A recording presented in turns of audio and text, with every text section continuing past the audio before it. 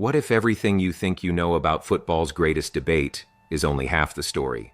Because behind every legendary career, behind every trophy, every record, every moment of impossible genius, there are questions that haunt us. Questions the sport never fully answers. And today, we are going to explore a question that millions have asked themselves. What if Lionel Messi never won the World Cup? For nearly 2 decades, the argument was inescapable. One sentence followed Lionel Messi like a shadow, but he never won the World Cup. It was the single asterisk attached to what was, by almost every other measure, the most decorated career in the history of the sport.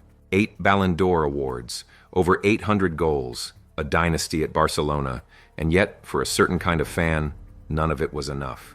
To understand why that mattered so deeply, we have to understand the weight of what the World Cup actually means to Argentina.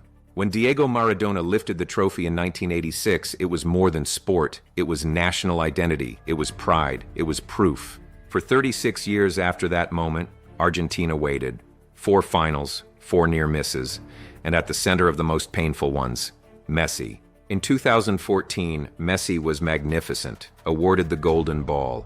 But in the final against Germany, the dream was shattered in extra time.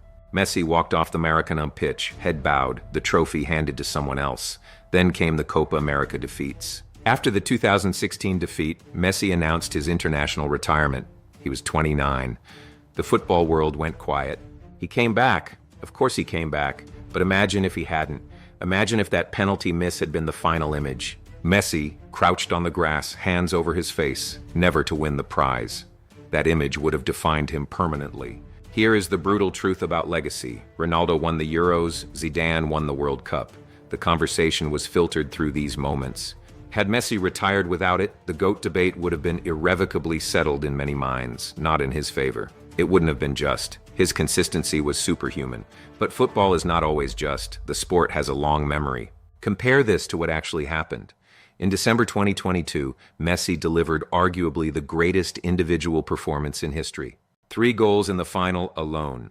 The world watched a 35-year-old man cry into a trophy he had spent his entire career pursuing. That moment rewrote the conversation entirely. But the counterfactual is haunting because of how close it came to never happening. In the round of 16 against Australia, Argentina were pushed dangerously close. Against the Netherlands, it went to penalties. Against Croatia in the semi-final, a 35-year-old Messi was the best player on the pitch, almost supernaturally so. And in the final, Argentina were winning 2-0 with 10 minutes left. Mbappe scored twice in 90 seconds. The match went to extra time. It went to penalties. The margin between triumph and devastation was razor thin.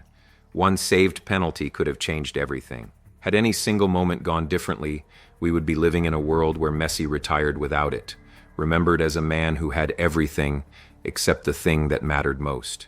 This is not about statistics. This is about what sport asks of its icons.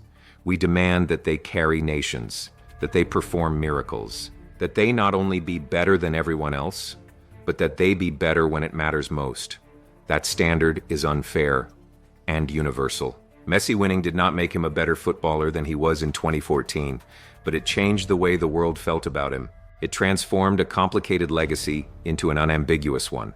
Qatar 2022 gave football its cleanest possible answer. But let the question linger. For every Messi who gets redemption, there is a player who does not, swallowed by bad luck. The World Cup remains the one stage where history is written in permanent ink. Messi got his moment. He got to lift it.